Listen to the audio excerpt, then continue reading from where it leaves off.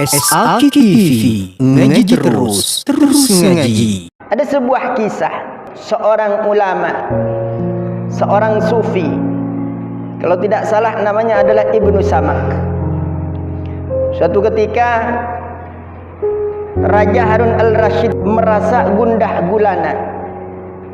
Dipanggillah seorang ulama sufi ini, seorang yang bernama Ibnu Samak. Bercerita tentang apa yang tengah menimpa hatinya. Akhir-akhir ini saya Tuan Guru perasaan tidak tenang, resah, gelisah, tidur tak bisa saya ini. Tolong beri aku nasihat. Kemudian disuguhi minuman oleh pelayan kerajaan. Dituangi minuman itu ke dalam selokinya. Raja dikasih minum, kemudian Ibnu Samak juga dikasih minum itu. Silahkan Tuan Guru, kita minum. Apa kata Ibnu Samak? Mari kita minum. Tetapi sebelum kita sama-sama minum, mari kita bertafakkur dulu, kata beliau. Wahai Tuan Raja, pernahkah Anda itu membayangkan, pernahkah Anda memikirkan, andai kata segelas air yang akan kita minum ini ternyata begitu sangat susahnya, begitu langka untuk dicari. Kalaupun ada, ini segelas yang ingin kita minum ini, kita harus berebut dengan seluruh orang di negeri ini. Sementara engkau saat itu sedang haus-hausnya, engkau itu sedang sangat haus sekali. Maka Ibnu Samak bertanya kepada dia, kira-kira kalau misalkan air yang akan kita minum kondisionalnya seperti itu, begitu sangat langka, begitu susah dicari, kalaupun ada kemudian harus berebut dengan penduduk seantero negeri ini. Ditanya, kira-kira berapa engkau akan hargai segelas air ini, Tuan Raja? Maka berpikir sejenak Tuan Raja ini, Pak. Kalau begitu Tuan Guru, saya akan hargai air segelas ini dengan separuh kekayaanku. Akhirnya keduanya minum, Pak. Setelah minum, ditanya lagi sama Ibnu Samak, wahai Tuan Raja, andai kata air yang sudah kita minum dan menghilangkan haus dan dahaga kita ini, kemudian air yang kita minum ini ternyata tidak mau keluar dari perut kita. Tabib dari berbagai macam negeri engkau datangkan, berbagai macam spesialis engkau datangkan, ternyata engkau tak bisa pula untuk mengeluarkan air yang kita minum ini. Sementara ketika itu engkau sudah begitu sangat kebeleknya, tetapi tak bisa keluar ini air. Maka ditanya lagi oleh Ibnu Samak, kira-kira berapa engkau akan keluarkan biaya untuk bisa mengeluarkan air segelas yang engkau minum? Kaget Harun al-Rasyid, kaget. Kalau begitu Tuan Guru, saya akan keluarkan separuhnya lagi harta saya. Maka tersenyum Tuan Guru, berarti nilai harta kekayaan seorang raja ini ternyata tidaklah lebih mahal daripada segelas air. Ini Pak, kita yang sering salah paradigma tentang mengartikan nikmat dari Allah Subhanahu wa taala.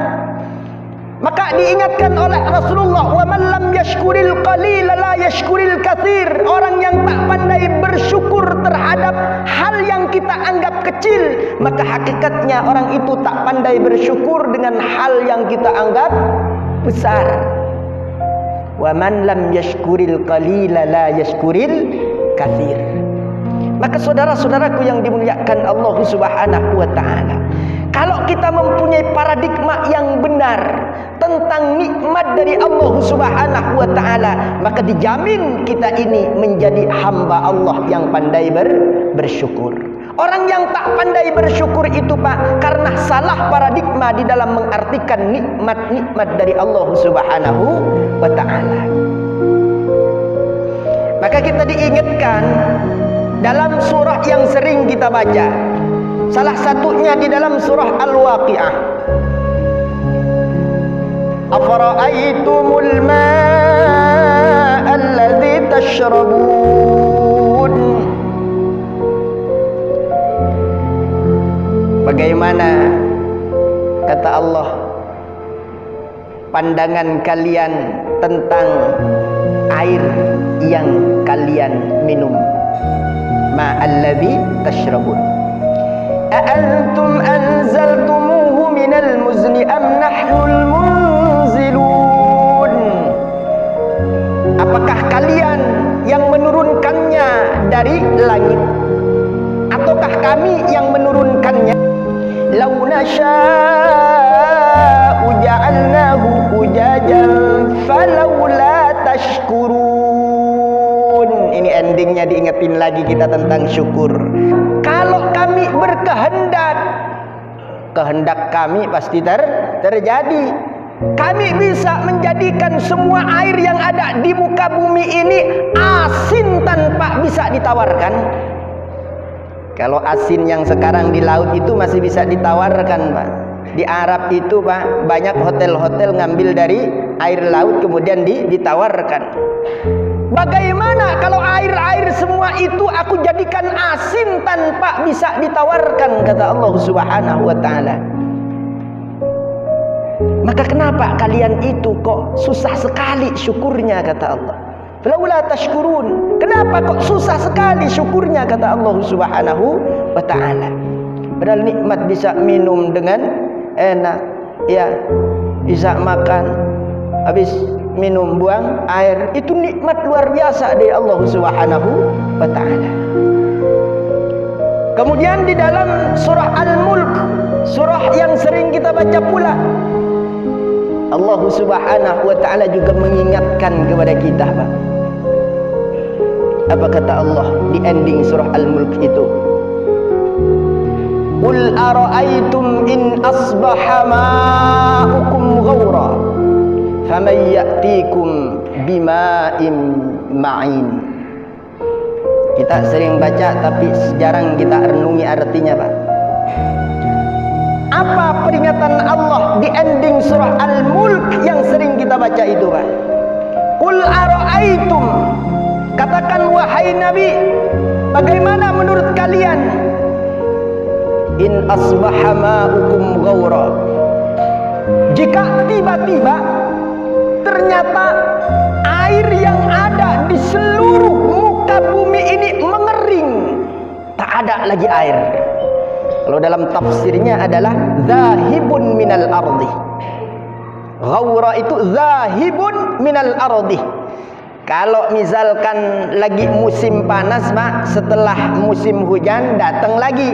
Tetapi ghawra ini adalah zahibun minal ardi, pergi dari bumi ini, enggak ada lagi air. Faman ya'tikum bima'in ma'in, maka siapa yang mampu untuk mendatangkan air yang bisa mengalir dengan jernih itu? Diingetin kita oleh Allah Subhanahu wa ta'ala. Kita ini, Pak, karena keseringan lihat kemegahan dunia, maka berubah cara pandang kita, paradigma kita tentang arti nikmat yang begitu sangat besar yang Allah karuniakan di sekeliling kita. Sehingga wajar kita diingatkan 4 kali oleh Allah. Qalilan ma tashkurun. Sedikit di antara kalian itu yang pandai bersyukur. Maka agar kita menjadi orang yang pandai bersyukur, perbaiki paradigma kita tentang nikmat dari Allah Subhanahu wa ta'ala. Kemudian banyak-banyak berdoa, karena Al-Quran mengajarkan kepada kita, salah satunya di dalam surah An-Naml, doanya Nabi Sulaiman. Allah Subhanahu wa ta'ala memberikan ilham doa, Rabbi auzi'ani an ashkura ni'mataka allati an'amta alayya wa ala walidayya wa an a'mala salihan tardah wa adkhilni birahmatika fi ibadikas salihin. Amalkan juga doanya Rasulullah, Allahumma ja'alni syakura wa ja'alni sabura. Ya Allah, jadikan aku ini ya Allah sebagai orang yang pandai bersyukur dan orang yang bersabar.